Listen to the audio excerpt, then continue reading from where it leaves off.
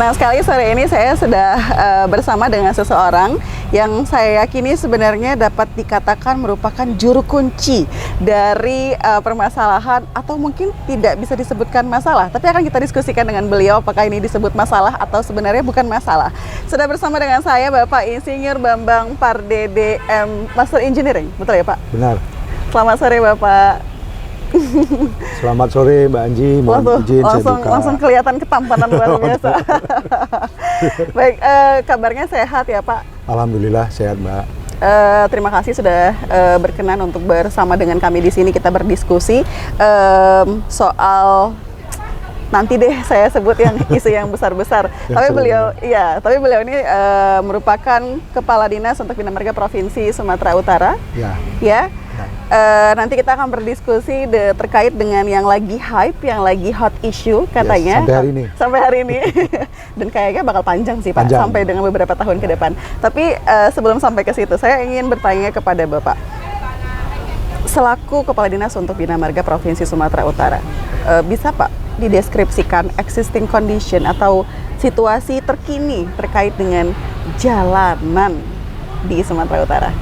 Yes Mbak Anggi, jadi begini ya Mbak Anggi, saya juga sebenarnya belum sampai setahun di Sumatera Utara ini. Sebelumnya saya di Kementerian PUPR. Saya masuk, saya keliling-keliling, saya kaget karena ternyata jalan provinsi yang berstatus provinsi di Sumatera Utara ini banyak sekali kerusakan. Heran juga, akhirnya saya tanya staf, gimana sih ini? Ya Pak, kemantapannya cuma 75%. Nah jalan provinsi itu kan 3.005,65 di Sumatera, terpanjang itu di Indonesia. Terus saya tanya kok bisa begini? Akhirnya macam-macam lah jawaban dari anak buah maupun beberapa narasumber yang saya dapatkan. Kalau saya nggak di segitunya Mbak, terus saya pikir-pikir 25% tidak mantap. Yang lucunya dari 20% tidak mantap sebagai indikator kondisi jalan itu adalah kemantapan. 25% dari 3.005,6 itu lebih kurang 750 kilo tidak mantap. Di mana 20%-nya itu rusak berat. Tidak mantap itu adalah rusak ringan dan rusak berat. Gawat kan? Artinya rusak berat, lubangnya seabrek-abrek, segala macam lah, kendaraan juga melintasnya itu setengah mati. Itu ada 600 km. Bayanginlah Mbak, 600 km. Saya aja bayangin gimana ya? 600 km itu panjangnya ngeri sekali Mbak. Akhirnya ya sudah diterima dulu karena orang baru, berkomentar juga harus dipala-palai, jangan sampai kesannya baru masuk banyak komentar. Gitu ya. Ada rapat-rapat berikutnya, saya coba ungkapkan dapat rapat resmi di Bapeda, di Pemprov secara umum maupun ketemu dengan pimpinan-pimpinan lainnya, barulah memang terungkap memang kondisi jalan kita jelek. Masyarakat tokoh-tokoh masyarakat menyatakan begitu. Nah akhirnya pimpinan dalam hal ini Pak Gubernur itu kan manggil saya, kita diskusi mencari solusi. Luar biasa beliau Mbak, kepeduliannya. Beliau dapat prinsip gini, dengan jalan provinsi yang rusak begini, 600 kilo rusak berat dan 750 kilo tidak mantap, bagaimana kita mau maju? Terus nah iya memang kan kalau dipikir-pikir jalan ini kan masyarakat manapun menggunakan jalan. Keluar dari rumah Mbak tadi menggunakan jalan. Oke Mbak jalan di kota, jalan di yang bagus-bagus. Tapi kan rakyat Sumut bukan hanya kota. Betul. Termasuk desa-desa. Apalagi saya dulu, nenek saya di Pautar gitu. Bayangin lah di kampung saya, keluarga saya di sana tuh ancur-ancuran gitu.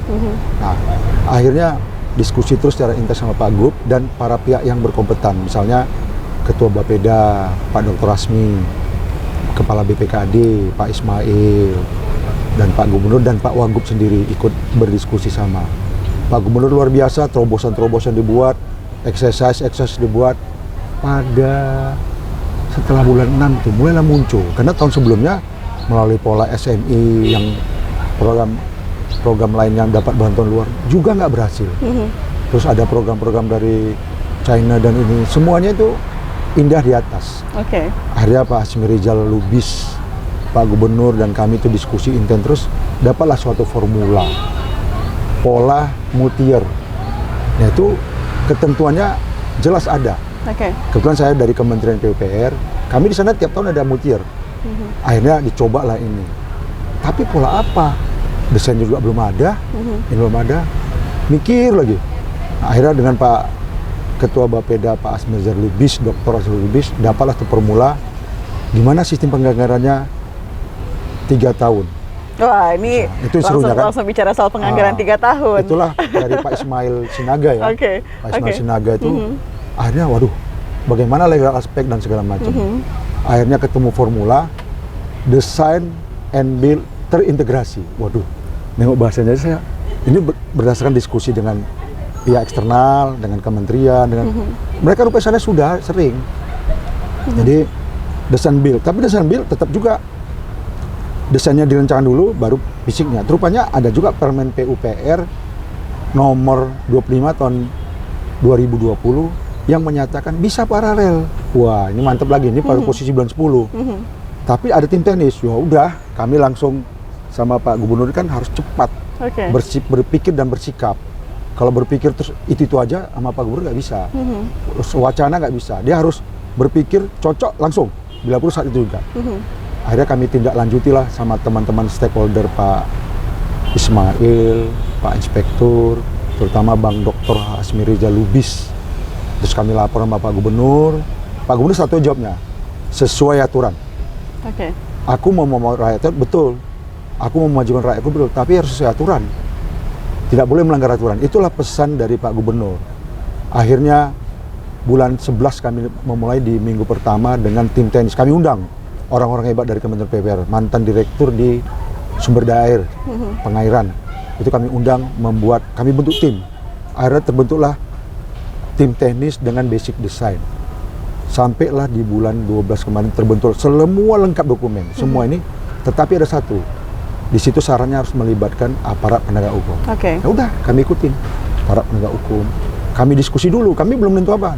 Dan dia mendukung, kami kasih tahu aturan-aturannya. Artinya semua berbasis aturan. Pokoknya setelah itu kami lapor Pak Gubernur. Lagi-lagi itu tanya, harus sesuai aturan. Siap Pak sesuai aturan. Dan saya pribadi, saya dibilang Pak Gubernur, kau jangan korupsi ya. Itu dibilang. Ya Pak, kau jangan mencuri, jangan menguntung orang lain. Aku ngomong ke rakyatku, uang ini betul-betul harus digunakan untuk perbaikan jalan provinsi yang bermuara kepada kemakmuran rakyat saya Sumatera Utara. Baik Pak, kita tentukan ruas. Dan dalam penentuan ruas ini Pak Gubernur nggak memilih-milih. Rakyatku Sumatera Utara, bukan ini, bukan itu. Itu lebarnya. Jadi terbentuklah lelang dimulai setelah dokumen lengkap per tanggal 8 kemarin, Januari. Masih ada masalah Mbak. Ya itu? Masih ada masalah, ternyata server rusak. Akhirnya insya Allah Mbak, per tadi malam sudah muluslah semua kontrak fisik 2,7 triliun sama kontrak manajemen konstruksi 34,9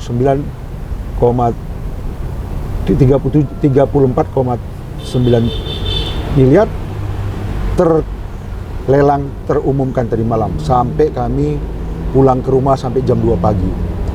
Tuh, ya marilah kita doa lah Mbak supaya ini apa yang diharapkan Pak Edi beserta Pak Ijek, perbaikan jalan provinsi secara masif di Sumatera ini bisa tercipta. Semuanya bermuara kepada apa? Peningkatan kesejahteraan masyarakat Sumatera Utara. Baik, ini jadi panjang begitu ya. Sebenarnya kalau misalnya kita bicara pertanyaannya adalah bagaimana existing condition. Tapi tidak bisa selesai hanya menyebutkan existing conditionnya, bahwa harus ada follow up actionnya. Dan ternyata follow up actionnya adalah yang tadi Bapak sudah ceritakan begitu ya. Apakah itu sudah juga masuk bagian dari terkait dengan 2,7 triliun anggaran untuk aktivitas atau kegiatan perbaikan jalan dan juga jembatan di Sumatera Utara? Yes, jadi kalau secara target fisik Mbak, ada 450 km jalan yang diperbaiki cukup bagus. Apa artinya cukup bagus? Bukan ditambal-tambal, full. Memang dalam full itu ada yang mulai dari base, ada yang cukup 2 aspal, tapi topnya itu permukaan aspalnya bagus. Jadi terus terang aja, karena Pak Edi Rahmayadi sebagai pimpinan saya, Pak Gubernur, selalu mengingatkan kualitas. Jadi kami juga sudah menyusun strategi kualitas. Jadi yang kita harapkan kemarin menyusun dokumen Mbak, sampai alat pun kita batasi umurnya.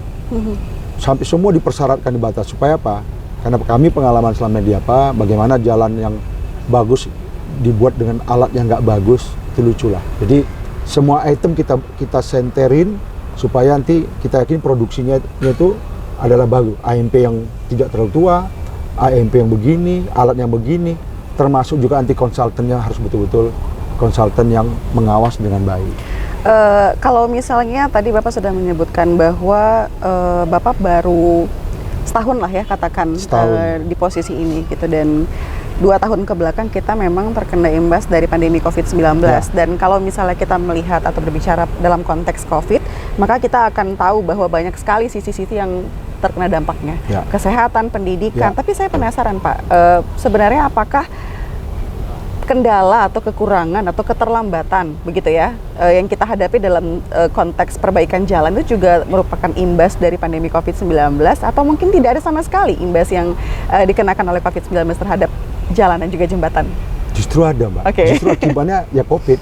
Dan ini bukan di Pemprov saja, di Kementerian PUPR tuh kami selalu 2 tahun tuh 2020, 2021 terimbas kemarin dengan namanya relaksasi. Kalau relaksasi sana uangnya dipindahkan ke tahun berikutnya, kalau kita nggak di Pemprov langsung dipotong. Itu memang akibat nyata dari COVID karena pemerintah berkeinginan mendahulukan rakyatnya, keselamatan rakyatnya. Dan itu memang semua aspek terkena. Memang seperti saya sampaikan di media-media selama ini bahwa dengan COVID ini di Sumut Pemprov ini selain memang pemotongan kontrak terjadi penurunan kondisi 2,5% per tahun.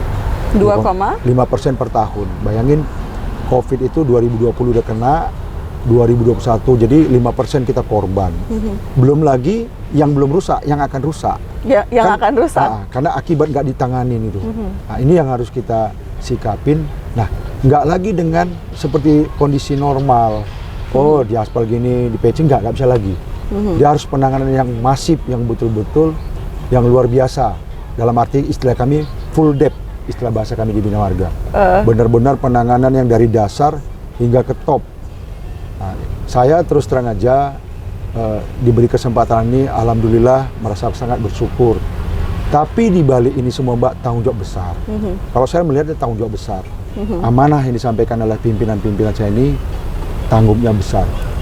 Jadi saya akan berusaha sebaik-baiknya dengan sedaya mungkin, dengan manajemen yang terbaik, yang pengalaman-pengalaman saya sebelumnya, dan tentunya saya akan juga mendapat pengalaman orang-orang yang teman-teman saya pernah melaksanakan kegiatan-kegiatan yang masif seperti ini, tentu saya menjadi referensi bagi saya. Tadi ada satu kalimat yang membuat saya memicu untuk memberikan pertanyaan lanjutan begitu ya, terkait dengan dampak. 2 tahun saja sudah mengakibatkan tadi 5%. Dan ada satu statement dari Bapak itu yang belum rusak. Yang rusak dan yang akan rusak gitu. Nah, persoalan dari yang akan rusak ini itu diakibatkan banyak faktor sebenarnya. Tapi apa yang menyebabkan bahwa tidak ada antisipasi untuk membuat itu akan rusak begitu? Jadi memang Mbak, tentunya aja dalam keadaan pandemi COVID ini kan fokus orang kan tanpa disadari satu sisi melemah, tapi orang mengamankan dirinya, keselamatan pemerintah juga bersama. Bagaimana COVID ini yang terdampak ini yang itu diperbaiki dulu. Bukan berarti mengabaikan ini ya, mengabaikan jalan, infrastruktur dan yang lainnya, tapi enggak. Cuman diminimalkan semua. Nah, minimal inilah kalimat tanda kutip bahwa kadang-kadang ada lokasi yang jadi tak terpelihara karena nggak ada dananya. Mungkin refocusing salah satu itu adalah pemotongan. Contoh di Ruas Simalungun kemarin 2001 kita sampai di demo. Itu dananya itu mulai 2020 dipotong gila-gilaan. Bukan lagi dipotong sekedar setengahnya, sepertiganya udah syukur. Mungkin cuma 20% dari dana yang tadinya disiapkan. Nah, akibatnya berantai itu, Mbak. Lalu lintas kan bukan berkurang walaupun pandemi COVID. Tetap lalu lintas angkutan berat maksud saya itu tetap hasil produksi itu kan harus diteruskan ke pasar, itu tetap jumlahnya. Sementara pemeliharaannya berkurang. Nah, jalan kalau nggak dipelihara, itu dia percepatannya itu lebih, istilahnya itu berlipat daripada kalau dia dipelihara. Nah, ini yang menjadi catatan di tahun 2020 dan 2021, akibatnya jalan yang tidak baik menjadi sangat tidak baik. Sampai saya mendefinisikan ada satu ruas, ini ternyata mantan jalan ya saya bilang. Jadi bukan lagi jalan rusak, mantan jalan. Mantan jalan. Karena sudah tertutup. Dan sudah nggak memenuhi kriteria sebagai jalan. Jadi orang pun itu di daerah-daerah pelosok yang status jalan provinsi, itu di daerah terutama saya lihat itu daerah Sipiongot sana ada jalan yang nggak nampak lagi trasenya gitu. Tapi maaf Pak, kalau misalnya tadi Bapak di awal sudah menyampaikan bahwa sudah ditentukan ruas-ruas jalan saja yang masuk dalam kegiatan perbaikan di 2,7 triliun ini gitu. Tapi saya penasaran apa sebenarnya indikator atau kriteria yang dipenuhi oleh satu ruas jalan tertentu sehingga dia masuk kategori untuk yang diperbaiki? Ya, kami kemarin kan gitu juga Mbak mikirnya, yang mana yang modelan. Jadi yang punya daya ungkit ekonomi, contoh pariwisata, itu contoh lah Mbak kalau lihat yang arah ke Tangkahan sana, Pak Edi bilang itu juga pariwisata unggulan Bang, bukan Danau Toba. Danau Toba dan itu yang tempat penangkaran orang hutan ya, itu juga. Makanya itu agak banyak saya buat Mbak. Nah, saya ikutin Pak Edi ngomongannya kan. Juga sentra produksi Mbak. Sentra produksi itu daerah Susur Timur itu kan sentra produksi. Terutama pangan utama kita ya, beras, maupun daerah-daerah produksi lainnya yang kawasan pertanian. Ya, pertanian yang punya daya ungkit memulihkan ekonomi Sumut. Nah, kan sekarang itu terdampak berantai kan Mbak akibatnya kan. Nah, itulah prioritas pertama Mbak. Dan ketiga ada istilahnya jalan strategis daerah. Daya ungkit ekonomi, kemudian produksi, kemudian pariwisata unggulan, terus yang terakhir tadi strategis daerah.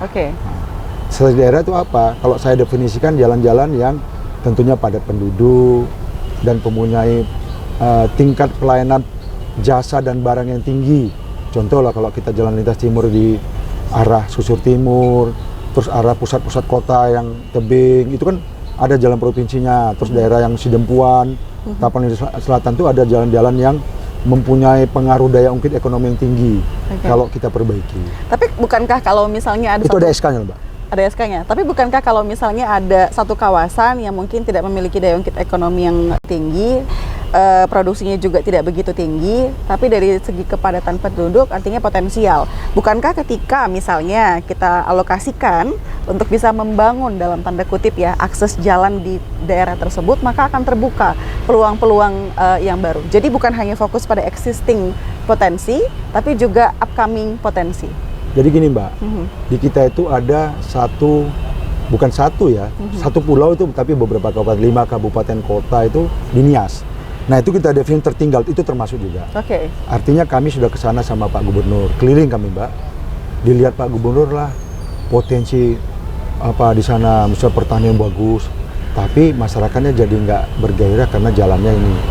Itu juga Nias, kita definisinya juga jalan strategis daerah, tapi kategori ketertinggal. Itu kita bangun.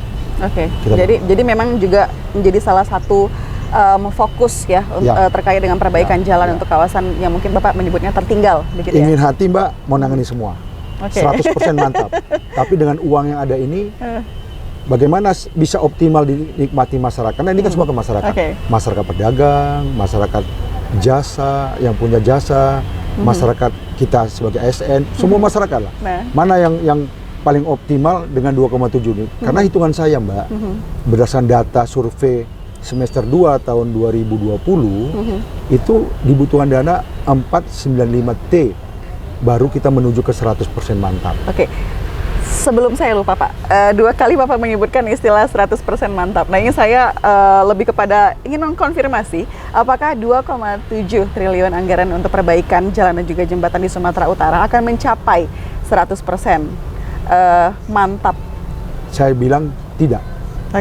Sekarang ini kan 75, target kami 85%.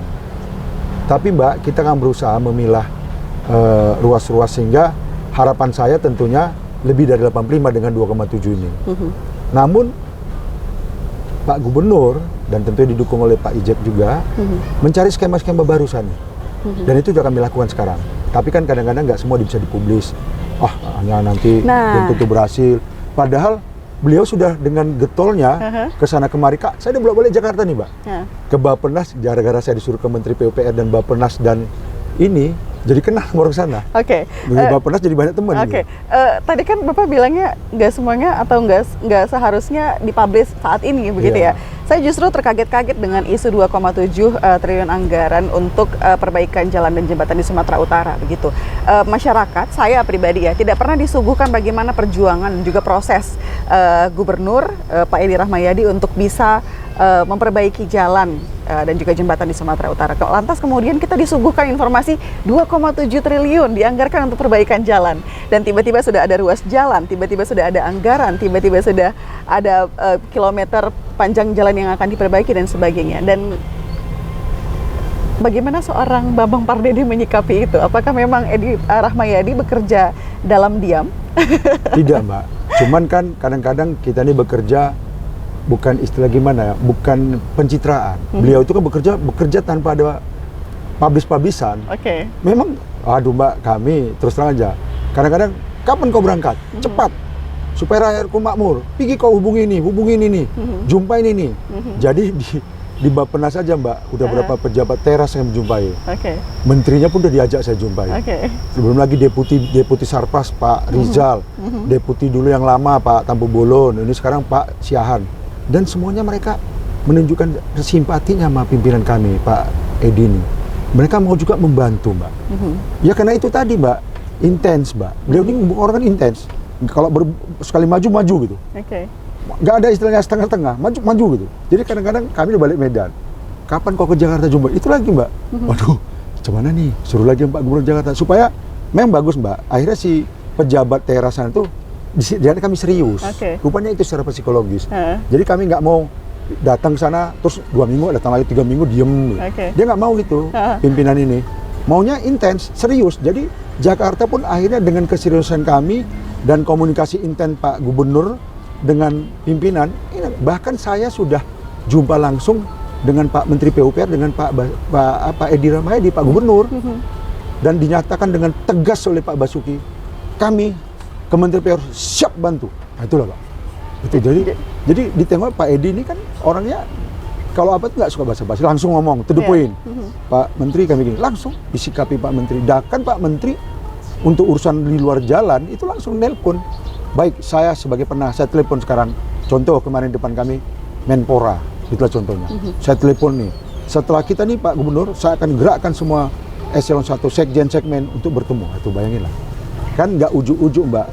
Sementara di Medan juga kami tiap hari intens dengan Mbak Beda, dengan Pak Ismail, sampai dengan tidur Pak jam 2 Larso, pagi. sampai setengah mati lah Mbak. Dan kadang-kadang nggak, saya aja Mbak jam 2 pagi nggak saya bilang-bilang sama beliau. Beliau juga intens. Kalau jumpa itu aja, ke situ aja pikirannya. Tapi mohon maaf Pak, saya potong. Tapi kan kemudian masyarakat sebenarnya kan haus akan perkembangan, haus akan updates begitu ya. Dan kalau misalnya tidak ada perkembangan, tidak ada semangat yang diberikan bahwa sedang diperjuangkan anggaran untuk perbaikan atau misalnya harapan lah begitu kan, mungkin akan berimplikasi pada masyarakat yang cenderung bertanya-tanya apa yang dikerjakan oleh Gubernur Edi Rahmayadi begitu. Nah, lantas sebentar Pak, lantas ini kemudian dimanifestasikan dengan adanya keributan di media sosial begitu. Jadi karena nggak ada nih kerjanya, nggak diperbaiki nih, nggak ada fokusnya nih untuk kami di media sosial itu Pak, ramai sekali. Dan itu adalah isu yang paling besar di pertengkaran digital begitu ya. Mana nih upayanya untuk jalan A, mana nih untuk perbaikannya di jalan B. Sebenarnya saya ingin mau bertanya kepada Bapak nih. Ya, memang Mbak. Apa sih Pak yang membedakan yang membedakan jalan daerah, jalan provinsi atau kabupaten kota, provinsi dan juga nasional, supaya kami masyarakat tahu kepada siapa kami meminta untuk perbaikan itu. Jadi Mbak, masyarakat dan mungkin yang mendengar melihat wawancara ini ya, jalan nasional itu tentunya dari segi fungsi dia arteri primer itu ya, termasuk jalan tol. Dari warnanya pun kuning. Kalau ada kuning itu jalan nasional itu. Nah, kami jalan kabupaten itu provinsi itu menghubungin antar kabupaten itu Mbak ya. Itu mungkin lebarnya juga seperti sekarang ini, maunya Pak Gubernur maunya semua jalan provinsi lebar 6. Ya mudah-mudahan di lapangan tuh langsung bisa tersedia kalau kita buat jalan lebar 6. Kita harapannya gitu, semua jalan provinsi lebar 6. Jalan kabupaten tentunya menghubungkan antar kecamatan. Itu secara sederhana ya, padahal Kalau bahasa teknis Lebih ada luas lagi. arteri primer, arteri sekunder, tapi kita kalau kita bilang itu kan masyarakat nanti sepertinya tidak detail memahami. Kalau antar provinsi itu biasanya menghubungkan tuh adalah jalan nasional. Contoh lintas timur, lintas tengah, lintas barat, ya itulah jalan nasional. Sama lintasnya diagonal. Apakah itu berarti bahwa ketika ada perbaikan jalan atau ketika ada suatu masalah terhadap jalan tertentu, maka yang memiliki kapasitas adalah memang pihak yang memiliki topoksi untuk itu. Katakanlah misalnya jalan kabupaten, kemudian rusak, maka yang memiliki kapasitas adalah bupati atau wali kota misalnya. Kemudian ketika ada jalan yang tadi masuk dalam kategori daerah, maka gubernur yang punya topoksi untuk itu. Dan nasional demikian. Memang Mbak, masing-masing punya tanggung jawab. Kalau namanya status kabupaten, yang tanggung jawab kabupaten kota, yang tanggung jawab bupati atau wali kota. Oke. Seperti Medan ini kan, Pemko Medan banyak nih jalannya. Kalau namanya jalan provinsi statusnya, yang bertanggung jawab itu Pak Gubernur. Kalau yang nasional itu Menteri.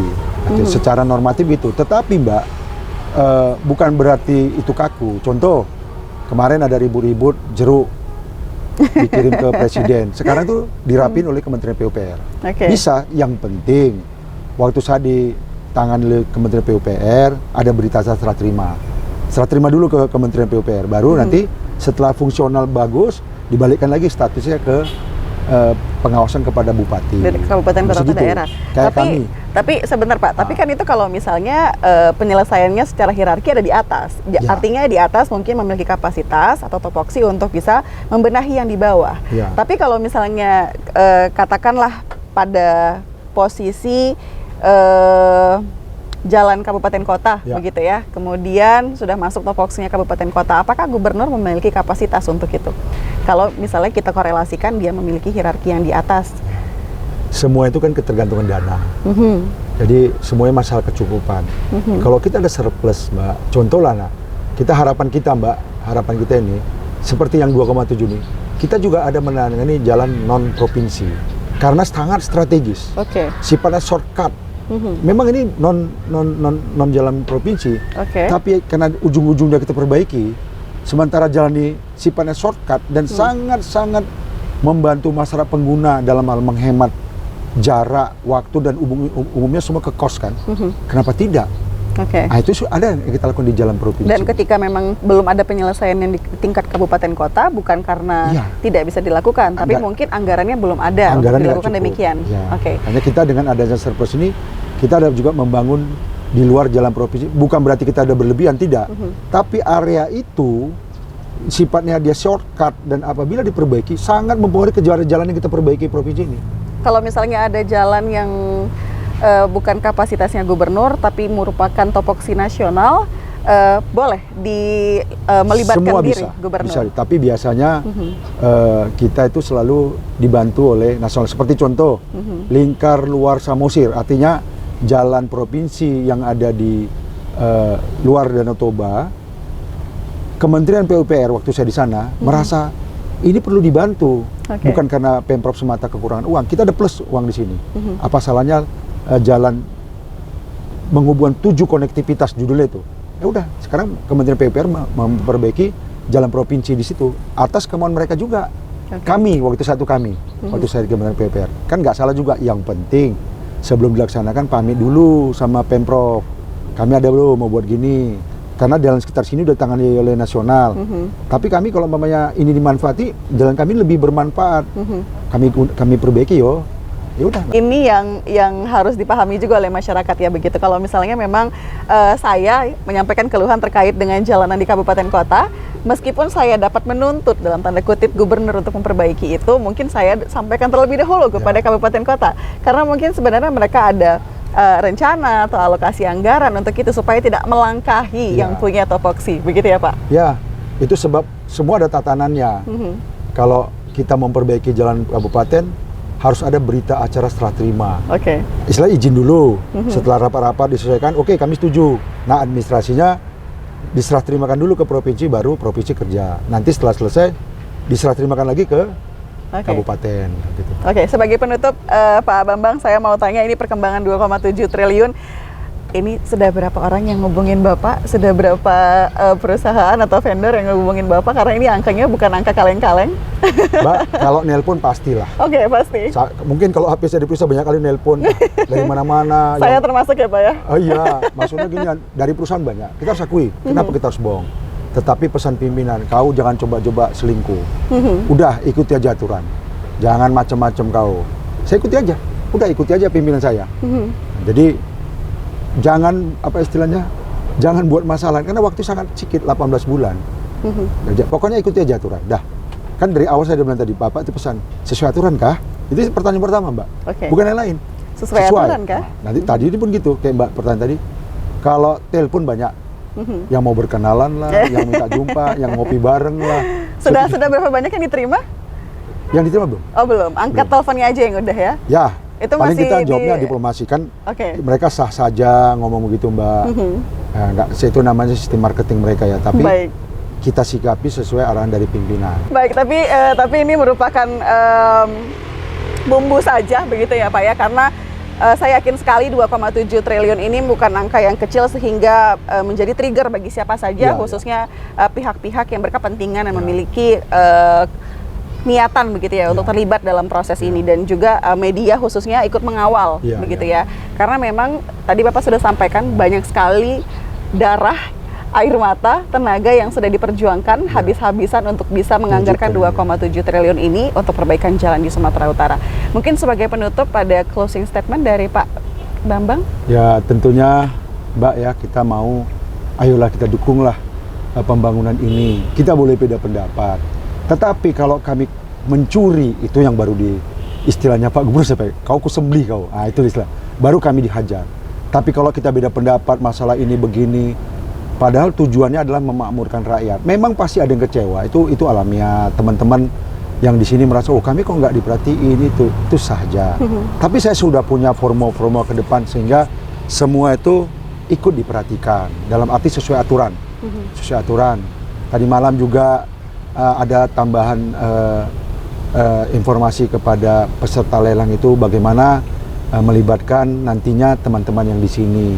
Yakinlah, tidak akan jalan sendiri, tidak ini sendiri. Cuman memang sesuai apa yang dimanakan Pak Edi Rahmayadi tadi maupun Pak Ijek kemarin mengedepankan spesifikasi, tolong juga teman-teman yang nanti ikut membantu, spek pasti dikedepankan. Kami akan konsisten menyatakan itu salah, dan kalau apa kami bongkar. Jadi jangan coba-coba di luar spek, karena mimpi kami ini 10 tahun. Kalau jalan ini kan, perbaikan ini jalan ini kan bisa kita rencanakan umurnya Mbak. Kalau semua lalu lintas bisa kendalikan muatannya, kalau aliran air bisa kita kendalikan tidak mengendang di jalan, insya Allah ini bisa 10 tahun. Sebagai bukti, jalan di ring road itu seingat saya sudah di atas 14 tahun. Bisa, optimis saya. Yang penting jalannya dikerjakan oleh benar, material yang benar, diawasin yang benar. Tentunya terakhirnya apa? Didoakan. Betul. Jadi masyarakat Sumut sebagai user, ayo kita dukung nih kegiatan. Kita boleh beda pendapat, tapi jangan terlalu banyak beda pendapat. Nanti jalannya nggak terbangun, karena waktu sangat sempit. Betul. Ayo kita nikmati jalan provinsi yang bagus. Itu harapan saya. Kalau kami ada salah, kita terbuka. Kita akan perbaiki. Kita manusia biasa, tidak terlepas dari kesalahan. Tetapi niatnya yang penting, Mbak. Kalau kita niat dari awal mencuri, itu hajar. Itu koreksi habis-habisan. Siap. Bila perlu aparat-aparat hukum tuh, kita kan ada pendampingan pembelaan. Mereka udah bilang, dan saya juga udah minta, kami didampingi, dibela bukan untuk salah. Untuk meluruskan yang salah menjadi benar. Salah kami hukum, salah kami tegur. Itu kira-kira yang udah kami komunikasikan dengan pihak aparat hukum yang mendampingi dan mengawal kegiatan ini. Demikian Mbak Anggi. Satu lagi Pak, ini mumpung mudah-mudahan satu lagi. Sebenarnya ini bukan pertanyaan, tapi lebih kepada nyisip begitu ya, nyisip kesempatan. Karena mumpung saya sudah ngobrol podcast dengan Pak Bambang Pardede dan kita bicara soal jalan yang mantap tidak mantap. Boleh mungkin kita nanti akan ada sesi satu berikut lagi, sesi satu di kemudian hari. Kalau misalnya berkenan, kita akan langsung survei ke lapangan. Siap. Kita lihat mana jalan yang merupakan tidak mantap dan jalan yang merupakan kategori mantap begitu ya, supaya masyarakat juga lebih paham mendiferensiasikannya dan kita lihat perkembangannya. Kalau misalnya di mana-mana kita lihat ada before dan after, jalan ini juga kita harus lihat before dan afternya. Semoga 2,7 triliun anggaran untuk perbaikan jalan di Insya Allah. Sumatera Utara Amin. berjalan dengan lancar. Sehat Amin. terus Pak Bambang. Amin. Sampai ketemu lagi. Mohon doanya Mbak. Sama-sama Pak. Merdeka, sumut Merdeka. bermartabat.